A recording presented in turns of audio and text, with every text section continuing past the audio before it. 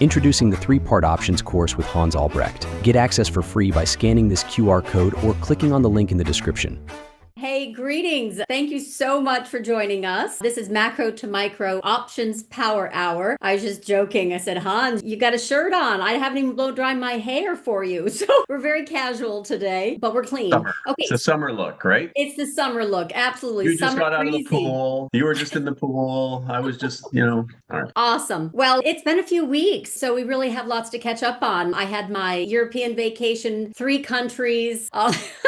It was very busy. I hope you took some time off. We had the 4th of July, your Canada Day. Long story short, we have been MIA, but we got through basically the big event, which was just before we left. We talked about how war reprices everything or changes everything or what have you. Luckily, we had 3 options that I wrote about, and 2 of them were bullish. One was bearish. The one that was bearish obviously did not materialize. June 23rd, we gapped down. There was a truce between Iran and Israel. The bunker bombing display, we'll call it that, was basically the end for now. So who knows what will happen? But long story short, the market rejoiced. We had those bullish options bets of melt up into meltdown, but obviously macro event risk can interrupt the bullish flows. When we had the truce, one of the 3, truce, true regime change, or troops. And luckily we had the truce. So we're basically in this kind of melt up feel. People are a little nervous about it. But as we said last time, this is kind of the MO for the market. And as I remind clients, you don't short all-time highs or buy all-time lows. You wait for a macro trigger and or a pattern and or bearish flows selling underneath the surface. And so far we have not seen it. Now, probably we come to you this Wednesday afternoon and it'll start right now because we're, but as of this writing, we definitely have had a backdrop of more, including the OBBB, big, beautiful, big, bad bill, however you want to put it. But basically it passed, and that creates this backdrop of all gas, no brakes. And so this fiscal stimulus combined with geopolitical de-escalation, combined with seasonally bullish flows. I mean, when we talked about this, when is June bearish? When is July also in NASDAQ bearish before the 14th? It isn't, seasonally speaking. Last year, we actually had July 19th cap it, and then we rolled over, but that was again a macro trigger. It was the yen carry trade unwind. Yields in Japan are definitely spiking higher. US yields are stable. The dollar is down a good 11% from its peak, but it's in an area of potential support. I would also contend bounce before the trounce. But for right now, this de-dollarization combined with fiscal, combined with bullish flows, et cetera, and Trump getting his bill passed on July 4th has basically been an all clear for traders and investors alike. So anyway, I wanted to turn it over to you. Catch me up. That's what I obviously kind of came back and got my sea legs and did 2 client posts, a big one Monday, another one last night. So the trading has been a little choppy intraday, but the trend is still intact. What do you see, Hans? Oh, by the way, I'm Samantha LeDuc, founder of LeDucTrading.com, and this is Hans Albrecht, our options mentor extraordinaire, and that's actually how it looks in his Slack channel for our LeDuc Trading members. All right, now catch me up. What happened while I was away? I don't think you guys put the word extraordinaire in there, and I'm a little hurt by that. It just That's an oversight. We'll fix that. Okay, good. Look, you missed more of the same over the last few weeks, and I'm sure you took a peek every now and then because I know you too well, trying to keep in touch with what's happening. And sure enough, we've been talking about this melt up, and of course, it's been something that I've been talking about, that we've been talking about for quite a number of weeks now, just saying, look, people are a little bit offside, and the market certainly seems to want to shrug off just about every piece of news that you can throw at it. And somebody sort of talked about it. I think it was somebody at RBC yesterday or the day before, and they called it Schroders Tariffs. And so if anyone knows the Schrodinger's cat, it's this sort of thought exercise. It's like quantum-y. Basically, you put a cat in a box and you put some poison in there and you close the box. And then this notion that the cat can be both alive and dead at the same time until you look inside. It's just completely mind-blowing thing. But the idea, we've kind of joked about it. Can the cat be in the box? Can be outside of the box at the same time? So the tariffs are sort of playing this kind of, are they alive? Are they dead? Maybe they're alive. They may be alive, but the market seems to want to lean a little bit half full and sort of say, well, maybe they're alive, but they don't matter anymore. And I think Trump keeps sort of playing the card that is contributing to the market saying, you know what? We've sort of seen this too many times now. We're going to delay it. We're going to kick the can down the road. And when I see can kicking, to me, that isn't a sign of I want to kick the can down the road so that I can kick you in the teeth later on. It's let's talk. Let's do something. Please call me. He likes to talk about how, oh, everybody's clamoring to talk to me. I think he's kind of going, please call me and let's discuss something and let's make a deal. And so I think the market's just kind of catching on to that. So you can kind of almost see this sort of less and less abrupt flinch every time the word tariff is mentioned, and we just keep shrugging it off. And then in the meantime, of course, we are not going to go an episode without talking about AI. We'll guarantee you that, because of course we see the market being led by by the big names that we know all too well. And when you look at some of the leveraged AUM growth, so you and I talk about synthetic gamma and real gamma from options, from dealers being long options or short options, and we see the levered AUM, so the SOXLs, the MSTXs, MSTUs, these products that are sort of 2-time, 3-time levered, we are now at all-time highs again. So we saw that drawdown in April to lower levels, but still significantly higher than anywhere we've been in the last 4 or 5 years. So it was a little bit of a drawdown. Now we have come all the way back up. Retail continues to be interested in these products, and that contributes to that upward synthetic gamma, because when we have consistent moves, especially larger moves, these sort of swap products have to basically reposition. We call that rebalancing. So they have to buy into big rallies. They have to sell into big sell-offs, which absolutely contributed to the sell-off that we saw. So this is a two-edged sword. This works both ways. But in the last couple of months, it's just really been one way in particular, and it's contributing to that consistent bid. Now, on top of that, we have our usual suspects in the vol targeting space. You've talked about Nomura and some of your notes to members and some of your public notes, which everyone should read. If you are not reading Samantha's Substack, you are in the dark. So fantastic points that you're making. You talked about this a little bit, how there is this sort of consistent bid in the market from these systematic products, right? So we always talk about how there's retail, there's institutional, and then there's this whole kind of murky world living in the weeds of these systematic funds that at the moment need to buy. When the market's quiet, they need to buy. When the market's up a little bit, they need to buy more. When the market's up significantly, they need to buy more. So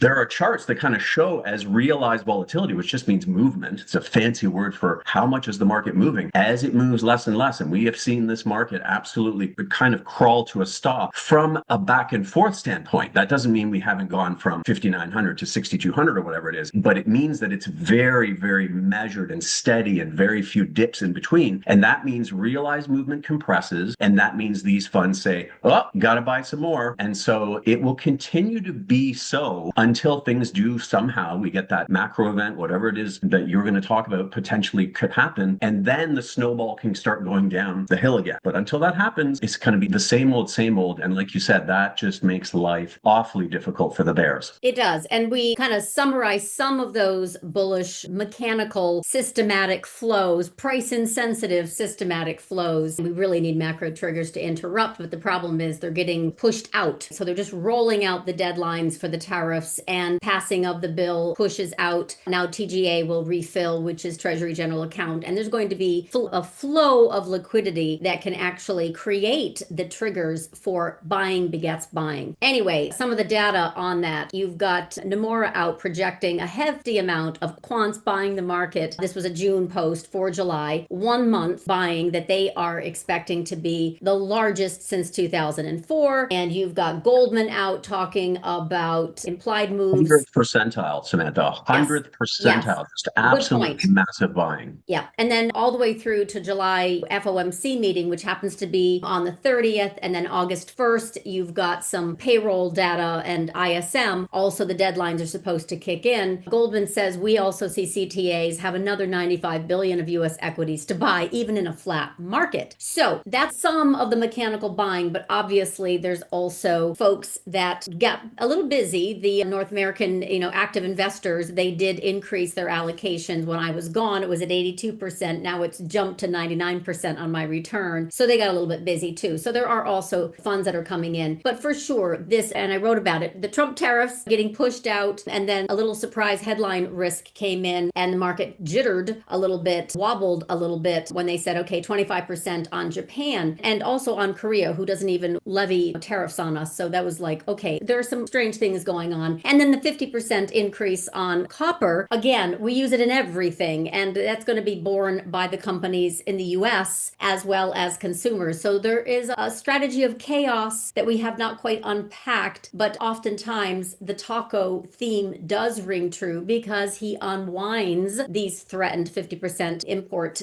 levies on copper and or on Japan. So we haven't even gotten through Canada. You're coming up. This is the 12th. Hans is over on the other side of the border, and that negotiation is on the 12th. Still looking for the EU. And then, of course, China is coming up on the 1st, August 1st. So we still have these triggers of headline risk. There's no question about that. But we also have breadth that has expanded very nicely. So for my intermarket assessment, which I have stayed on, as long as the breadth is continuing to expand, that's a sign of strength. And right before I came back, I think I looked into the market, yes, and I could see underneath the 6 days of panic buying underneath the surface. So as soon as the truce hit, we definitely got very strong buying underneath the surface. And I'm talking about the truce, Iran, Israel. So another thing that has been very helpful is credit spreads. I talked about this as well. As long as they're falling, it's very supportive to equities. And I will show you that chart. And as long as VIX is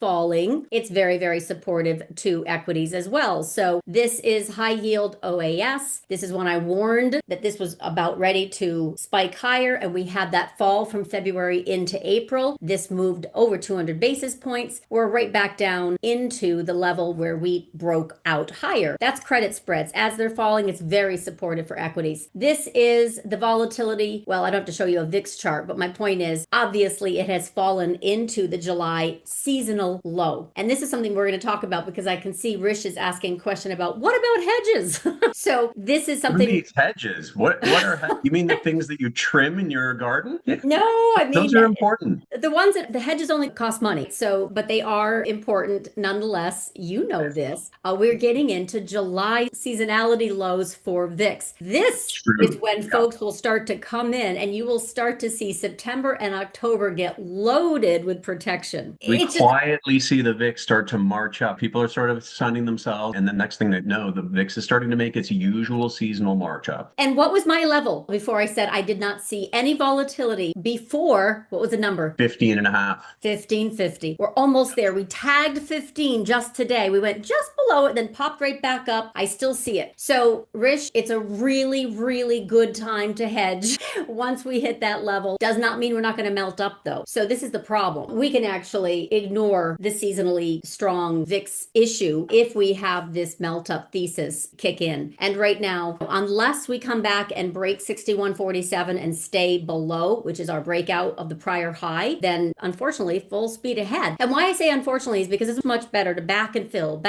Boring is profitable. When you have a melt up scenario, it only creates instability. It only creates a much higher probability of a massive blow off top. So, yeah. That's the interesting thing. I have to say, I maybe got it just a little bit wrong just in the last week or so. I mean, I still believe in the sort of slow melt up, but I thought maybe the VIX would kind of hang in there because what I started to see was some, particularly in single name, some of those shorter term option pricing measures kind of start to push up a little bit because we sort of went from 600 to 625 fairly quickly. And it was starting to play out as one of these things that we've seen a number of times since last July, August, which has been this sort of spot up, vol up. Mm-hmm. And so I think it's always interesting to revisit for folks who are interested in volatility. And of course, options trading, because if you're an options trader, you are a volatility trader, you are a sentiment trader, you are trading fear, greed, and everything in between. So you want to know about this stuff. It is important. So what we see sometimes is when stocks in particular start to get parabolic, and it could be anything. It used to be just the MSTRs, but it has become in the last year, we've seen it happen even in very big companies where the stock just relentlessly goes up and eventually option pricing says, hold on a sec. I don't know where this is going to end. Is this going to end up being a ridiculous parabola? And then it starts to think, well, the higher they go, the harder they can fall potentially. So what option markets start to do is they say, well, we're going to just step back and start charging a whole lot more for this potential powder keg of parabolas or retests because of a parabola. And so it kind of stands in there. And I said, well, listen, we're going to probably stay up here until the market pulls back. If the SPY pulls back to 615, 616, then we'll see volatility relax relax. And that's what's happened. So I wasn't wrong for very long. That's exactly what I said would happen. As soon as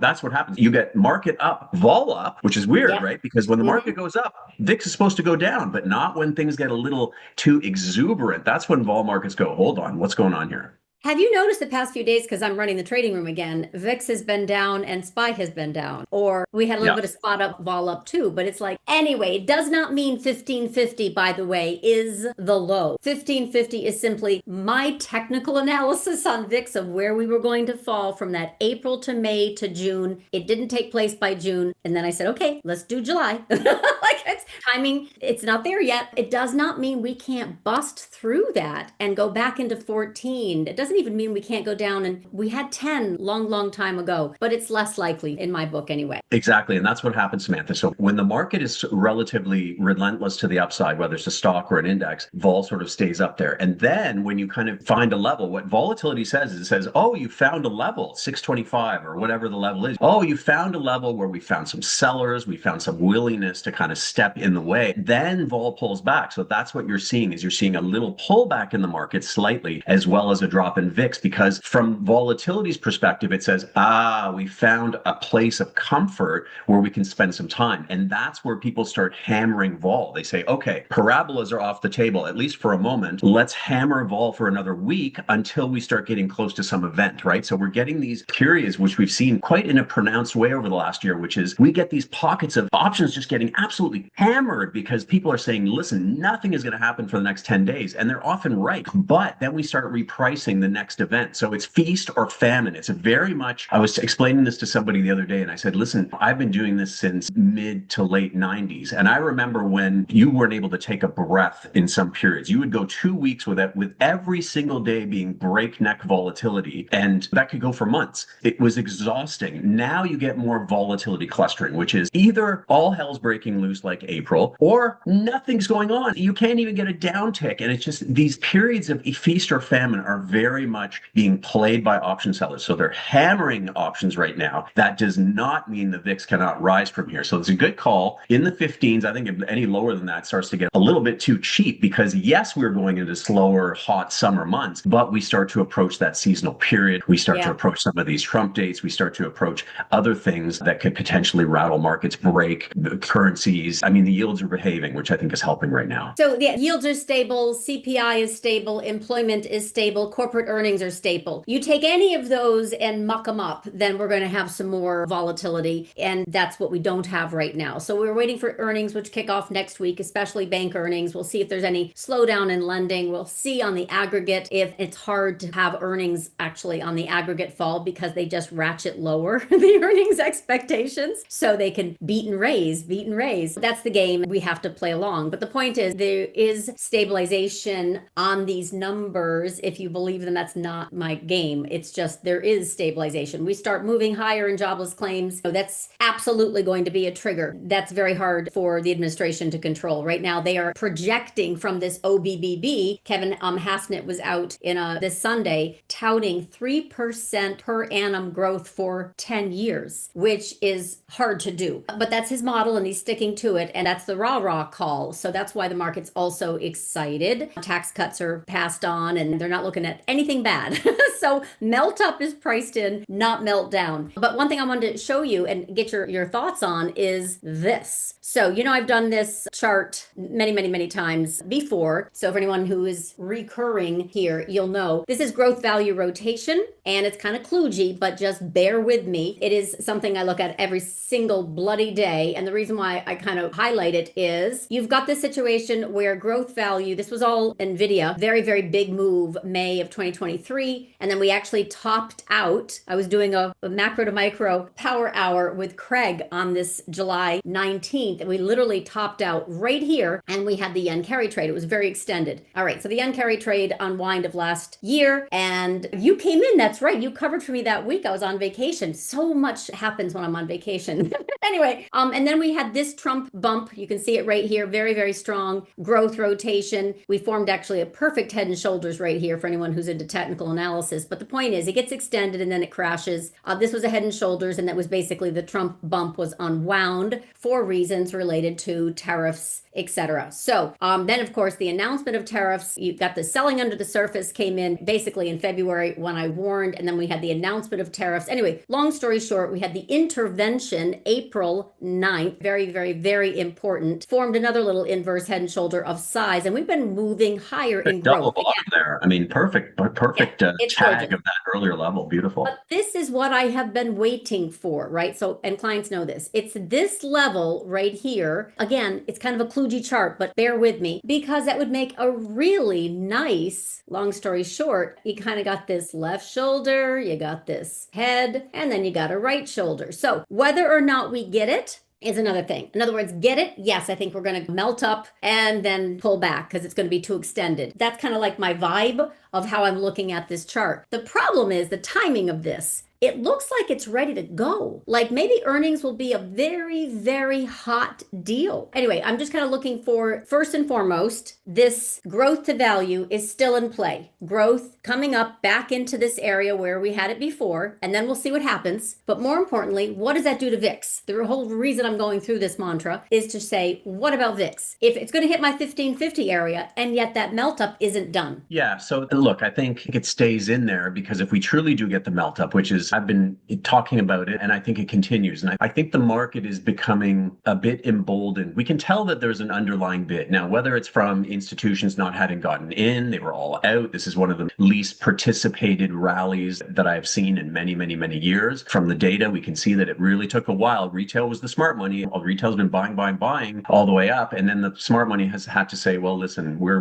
gonna put in some terrible performances if we don't get on board here. So we've seen some of that come back in up to about 6,000, 6,100. So we did see some of the smarter money kind of replenish their allocations a little bit. Now, if the market melts up, then I think we actually see a bid in VIX, as we were sort of talking about a moment ago. And I don't see it getting a whole lot lower than really where it is at this point, because it has to start to account for movement. Upside movement is still movement. So if the upside movement becomes somewhat violent, then that's going to be reflected. And so, as you know, I've been looking at, I want to show you guys a couple things, but I've been looking at, this has sort of been one of my indicators. I think the market has been emboldened by this next phase of AI. I know it sounds like this broken record, but it's been a profitable broken record. It's been music to my wallet. So I'm going to continue to push it because I think it's a bubble inflating in some areas, right? I don't think it's a bubble in Amazon. I mean, look, even Mag will get expensive at some point, but I don't think Nvidia is expensive. So I've been screaming about buying this since 117, 120. I was very uncertain around 110, 105. And that's how you have to be as a trader. I was thinking things are not looking very good. And then around 117, I said, no, this is changing. I can see this inference phase start to begin. And this is going to be extremely different. There's going to be something that requires much more compute. It's going to continue to require, that's what's rejuvenated the chip makers. You can see the SOX is straight up. And I've been getting members into things like SOXL. I'm up like 400% on some of these calls that I bought. And people said, you're crazy. Why are you buying calls on SOXL? And I said, well, I don't often do that. And I've actually started to do it on MSTX. And if you notice, MSTR is starting to go for run. Bitcoin may be breaking out. And so there's a time and a place for certain kinds of these crazy instruments. And I think you can see the silly money. Let me show you this chart that I mentioned, I don't know how long ago, but I pretty much mentioned it all the time. Oh, here's my Schrodinger's cat. Schrodinger's cat, I was starting to write in Schrodinger's tariffs. But anyway, so here's the here's the gas, and the cat is, I don't know, it's crazy, quantum craziness. Well, hold on, let me show you something different first. This is my VIX 9-day to VIX. So if this gets down to 0.7, I'd say you have to start worrying about a pullback. I don't know how deep of a pullback, but this starts to get into that complacent part of this relationship. You can almost think of this as like a term structure getting too steep. When the VIX futures curve gets just too steep and everything's just too blue skies, then you start to worry that maybe the market is, generally when that happens, you see realized volatility drop into the teens. So you see like 7, 8, 9, sometimes even 6, and the VIX will not drop. So when you guys see VIX refuse to drop with 10 to 20 day realized volatility, if you're watching charts like that in the 6 or 7 range, that is a time to start being very, very careful, at least from a short-term standpoint. I will admit, you guys know I'm generally bullish, but I will admit that there's a point where you kind of need to be a little bit more careful. So this is something I talked about a while ago in here, and I said, Samantha, I'm in the silly silly money trades. I have some ARC calls. I've got some of these silly fast money. This is kind of your chart of the fast money part of tech, although it has Tesla and some things. Sometimes I wonder if I should be measuring against something else. But here, basically, when it's going up, it's the relationship of ARC versus big cap tech. So silly money is going in, silly money is coming out versus big cap. Silly money's coming out versus big cap. Silly money's going in to ARC versus big cap. And at this point here, this inference phase was starting to really take off as a narrative. And I said, I'm not getting out of these things until we get to this red line, which we did. We got there, we went a little past. And now what I think is interesting, and this is playing out exactly as I've been talking about, which is basically we hit this, we went a little farther than I thought. You can never nail that to a T, but I said, listen, it's going to come back down. And that's when you want to start looking for it, watching it. Because when this relationship comes back down, this means that people are, remember, it's a relationship. It could mean that people are pushing into the big cap a little more, not necessarily selling the ARC type stuff. But regardless, you want to see this kind of consolidate a little bit, and boom, look what it's doing today. It's making a little push up. We see Bitcoin starting to break out. We see MSTR starting to go a little bit, which is, I've been buying some speculative options on MSTX because I think those could be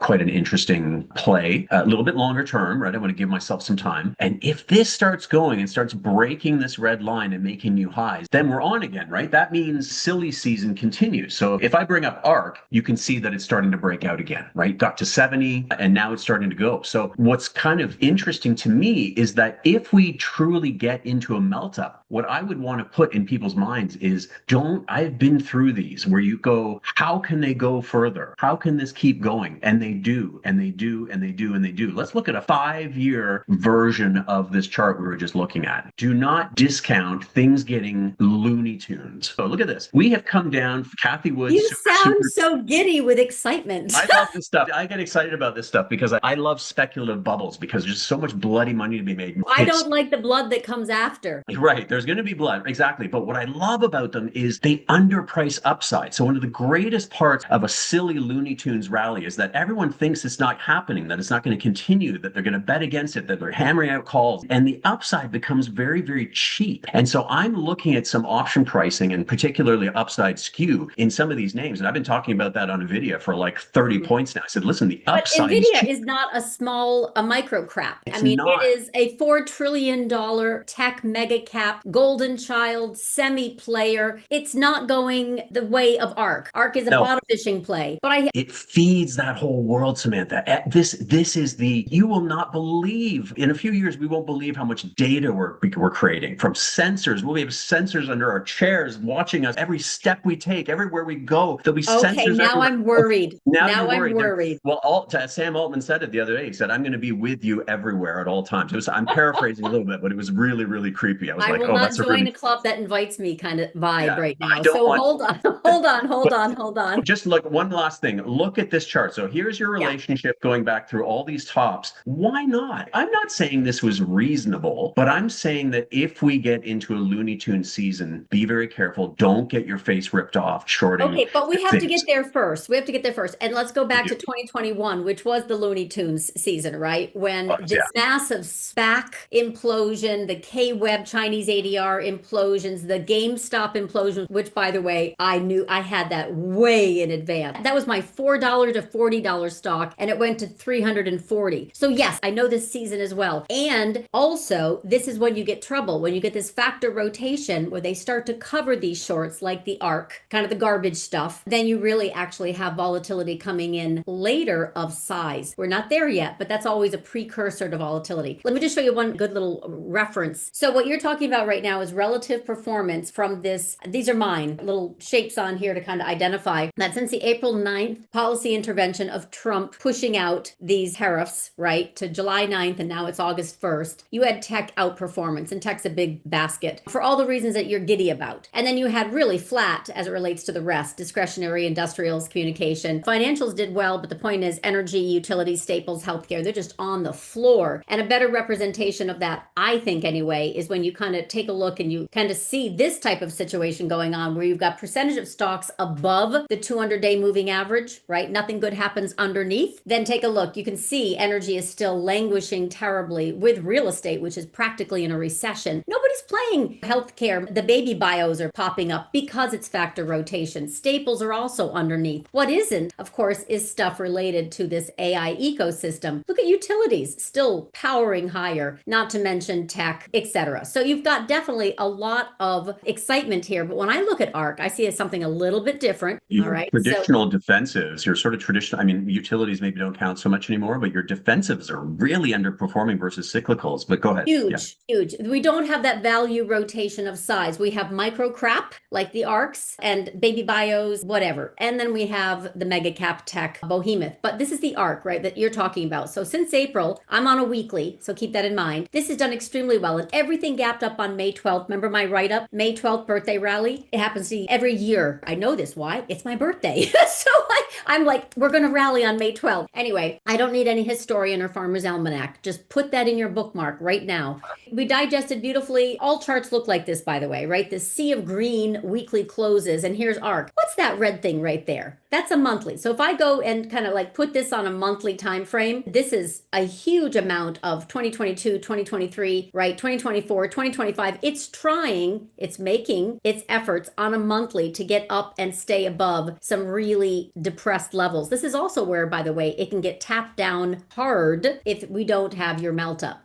I just happened to look at that today because I got a trigger right when I came back in. I'm like, ARK's at monthly resistance. Yeah, I think we'll get to the point where maybe we get a little blow off top here in the short term, because it's not unusual to see that in the sort of lower liquidity summer, and there has been a lot of exuberance lately. But the strength is incredible. And for me, where I've really been positioning hard is in those picks and shovels makers. And I think that's kind of the old gold rush thing, that NVIDIAs don't necessarily care who makes sense of this inference, but they are going to benefit from the fever, the desire to kind of get on board, for whether it's government, private, everywhere, everybody's kind of getting on board. And I think there's going to be data center proliferation. This data that we're going to be creating, it's going to be a data hoarding world. It's going to be an inference world where we're just trying to constantly crunch data. I don't know if that's going to be as much use as people think it is, but it's clearly changing lives. It's clearly bringing productivity gains. I mean, even anecdotally, I talk to people that I'm finishing things that used to take me 5 days. I'm finishing in a day and a half. There's no question. And so what's interesting to me is that I think this new world, in my view, it's almost kind of this a known unknown. So I don't think everybody's on board like I am, or like,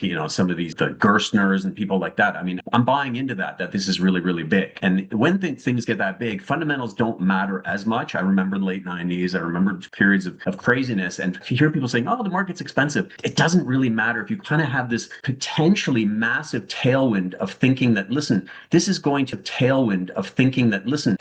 to improve profit margins via productivity, via AI changing things. Forget about the jobs it's going to cost. At some point, that's a problem. But in the meantime, this is going to create something interesting. And so I'd love to have your view on something like this, Samantha, this is from our friend Torsten Slok. I apologize for the resolution here, but basically it's the forward swap, right? That basically bets on where rates are going, which is going down, versus cyclicals versus defensive. So this is the relationship of that we were just talking about. Cyclical is doing very well, meaning, okay, the economy is expanding. So this isn't saying anything about the economy slowing down. Is it right? Is it wrong? We're not going to know for a while. But at the same time, why is this disconnect happening? Because they should they're a little bit in conflict with each other, right? Because either the economy is taking off, and that's going to mean that inflation stays healthy and that rates can't come down too much, or the other way around. So one of these, he's sort of saying, well, one of these is wrong. And I'm postulating that maybe both can be correct, because if we are going into one of these sort of unprecedented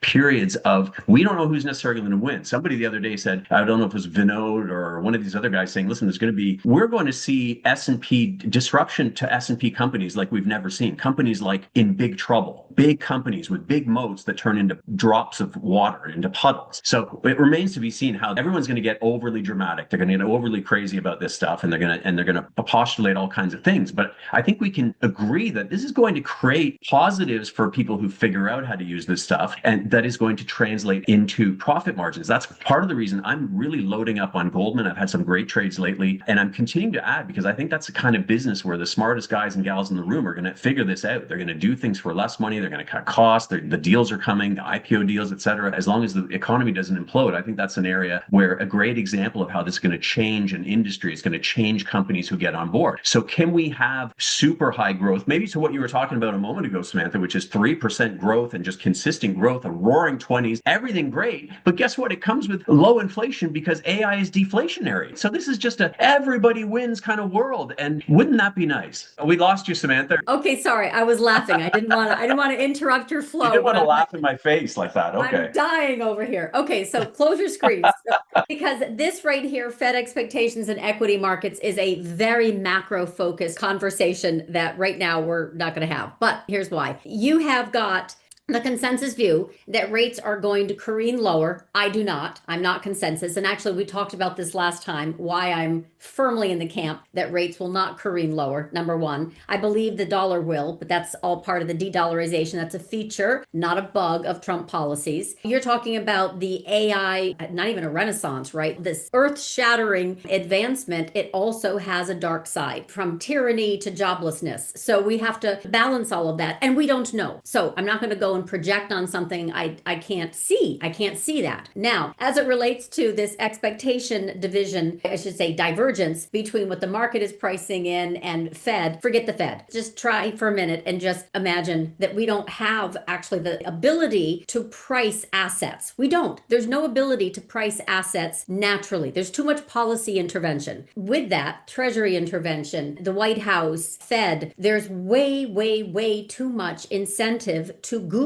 run the economy hot. That's why the OBBB passed, right? It is all gas, no brakes. And now what you're talking about is a situation where we now have all growth, no inflation. Color me skeptical. So I know the bulls are going, full bore. And this is why I can see technically, I can see from the intermarket, I can put together the bullish argument. Not that I'm not macro bearish for all kinds of really good reasons, but, and by the way, that's exactly what I did with my write-up of, and I do this for clients, and I don't know if you're a client or not, but when you're talking about how do you support your bullish talking points, I write about them. So, here's Trump tariffs and basically just rolling these constantly, later, bullish flows, mechanical, technical levers, in particular, breadth, which I talk about a lot. I'll show you a chart in particular that Ed from Ned Davis posted. I use this all the time with clients, but the point is we're not even there yet. We're not even into a bullish impulse with this chart. We've only made it up into the bullish impulse. Credit spreads falling, very supportive for a bullish market. Dollar de-dollarization is the reason for the season, in my humble opinion, along with the fiscal spending. Yield curve is right now steepening. Got to be careful about that. This is not something that folks are looking at, and it will upset the apple cart. This is the 10 and 2-year yield curve. I have been on this very, very effectively. I really like rates because I know that they can create, a Goldilocks zone for equities, which we're in right now, and they can also create massive, massive headwinds when it leaves that Goldilocks zone, too high or too low, too hot or too cold. Anyway, I talk about stable earnings, quote unquote, but I will also remind that the majority of earnings growth is coming from the AI ecosystem winners, and the rest are losers. And it's not, okay, yeah. I talk about employment and what the levers are for when it starts to pull recession risk forward. Here's an example of the mechanical flows that I posted in Leduc Trading Slack channel for members. Here's an example of the bullish percent index when we got down into the 16 lever, which was the April 7th low before the April 9th policy intervention by Trump to delay the tariffs for 90 days. And then he just did it again this weekend. So again, why sell off if he's going to continue to be Taco Man? But the 65 lever, and I say lever specifically because we can hit this and get rejected. We can go back and kind of backfill, do a little mean reversion in the SPY, and everyone's going to get all freaked out. But the reality is we get and stay above that 65% of S&P stocks above their 200-day. It's very bullish. So I don't know what you mean by I'm not showing my stuff. I'm definitely showing my stuff. So I don't quite understand that particular comment. But we do have some headwinds as well. And I talk about the macro event risks. We've got a dollar that right now is on channel support. Big picture, I still see it moving lower. And that de-dollarization theme makes objects like assets, like equities, appear larger than they really are.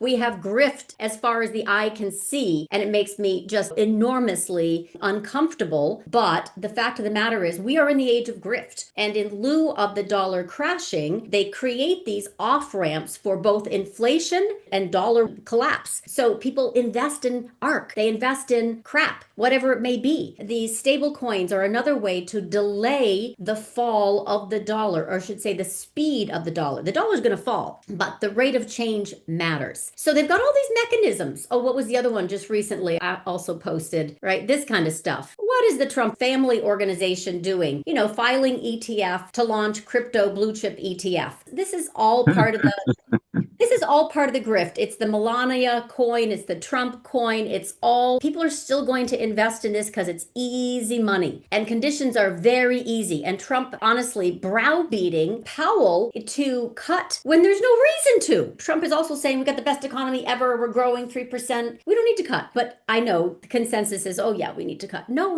really. Powell's going to get replaced with someone dovish, whether it's Bowman, whether it's Kevin Hassett. I don't think it's Kevin Warsh. It's got to be a loyalist. That's all he does. He only employs loyalists. So it's likely going to be Hassett. So basically, it's only going to goose the economy more. That's another melt-up thesis. So I don't think it is an easy question of saying, why are equities higher than Fed expectations? No, that's a useless measure. Why do they keep intervening with policy to keep the market goosed? Why do they keep conditions very, very loose? Why do they encourage grift and financialization? There's no wonder that equities are rising. Look, that's what they want. And I will, if I take the 75,000 foot view of things, I will become cynical again and say, listen, this is engineering. This is engineering, and it has been for decades now. It's engineering assets to go up, the rich to get richer. And to your points earlier, 100% respect those comments. We are going, at some point, we are going to have unrest. We are going to have problems on the unemployment side. That is going to get rates down. So I truly believe that there's going to be good and bad to all of this. Good is going to be, I think it's going to put a real lid on inflation. I think, like, who's telling me? Somebody's telling me about this new site. I can't remember what it's even called, but I mean, it'll create a website for you. Just like it's some sort of AI. It'll create an app, a website. If you think of how deflationary that is, it's unbelievable. And I remember when I wish I could believe that, but honestly, I have like so many developers and none of this gets done easily. I can't even tie in the futures data for the portfolios. It's ridiculous. I agree. And it's crap. It's crap right now. There's these things that say, oh, we'll give you this. It's an AI PDF maker. We'll make your whole PowerPoint. It's all crap. But I wonder what it's going to be like in a year and a half. It's going to get better and better. And okay, but it's also going to put people out of work, and we have to be cognizant of that. Now, there's a question here that says, what's your take on the bill increasing the debt? It isn't just another 28 trillion. Debt ceiling gets increased, which is giving Bessent a free pass, but it's also the interest on that debt. So that's why they're trying to force rate cuts. Trump administration is beating up, and I do mean beating up Powell. I had a client actually said it wouldn't be surprising at all if this guy does turn in his resignation early because he's getting just pulverized. Anyway, I would be letting Trump win. I don't think Powell wants that. I hope not, personally, but that's another matter. The fact of the matter is this bill not only increases the deficit, war funding is still in play, waste, fraud, and abuse is still in play. So we're not getting any healthier. So the value of collateral, which is in fact the treasuries, which backstops the dollar, are both still falling. And the duration grab is the most important thing. So financing all of this fiscal spending is with shorter duration, not longer duration, which would lift the long end. Yields are not allowed to go up because Trump wants to run the economy hot. Instead, he wants to browbeat Powell into cutting so that the interest on this rising debt is lower. But it's also, wait a minute, you're raising the debt. Even if you lower the interest rates, you're still paying $3 extra trillion, over the next few years. The point is, it's not really good math as it relates to what happens to the value of the term premium that is demanded for holding these bonds. There is a huge supply. So they can invent lots of ways to absorb demand, for sure. Bank stuffing, the SLR, we talk about this, different methods. But ultimately, it's not helping the situation. It only makes it worse. The only way is to inflate out of it. High tariffs is actually part and parcel of this kind of plan, but they're not doing any of the fiscal restructuring that was originally offered. So I think we will see higher yields, which is not consensus. To answer your point, it's going to trigger some confidence crisis at some point. It's not right now. Just like we had in April, where yields spiked higher in 4.5 days from 3.9 to 4.5% in the 10-year, and everything stopped. Equities crashed, credit spreads blew out, VIX went to 60. Okay, then he came in and said, okay, I heard you, bond market.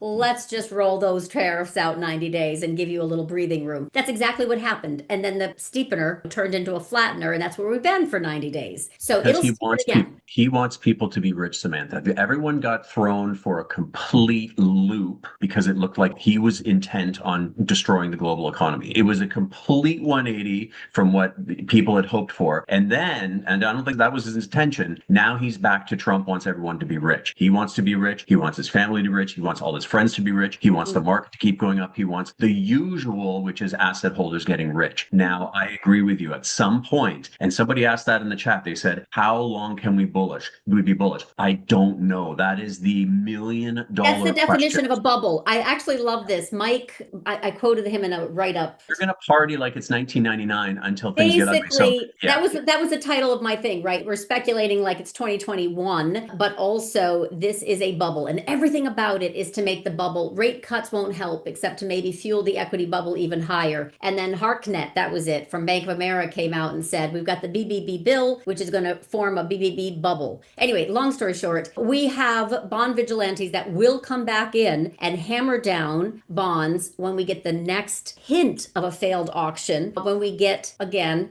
data that shows jobless claims rising, corporate margins shrinking, not expanding, because that is a definition right there of, ooh, we got some inflation coming in. They can't actually, price over volume. They can't manage their margins. We will have an inflation and or growth scare again, and we'll see what they throw at it to try and tap it down. But we don't have that in front of us to trade. We have a market of grift. We have a market that is clearly expected to rise, and we have to wait for a macro trigger and basically Trump to trip up for us to get a really solid reversal short. And I'll see it. I'll see it in the selling underneath the surface. I saw it in December. I saw it February 19th before we rolled over on the 19th and then crashed. I'll see it in my breadth indicators. At least I feel confident that I will see it. I don't see it right now. Okay, that's it.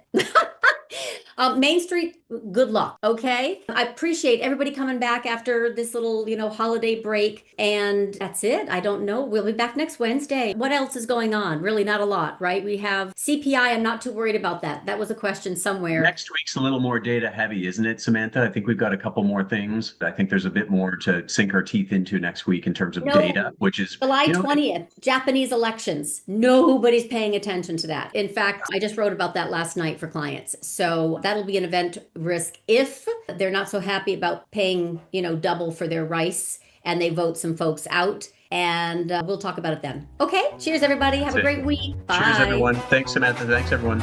Subscribe to LeDuc Trading YouTube channel for more macro to micro options power hour and other content.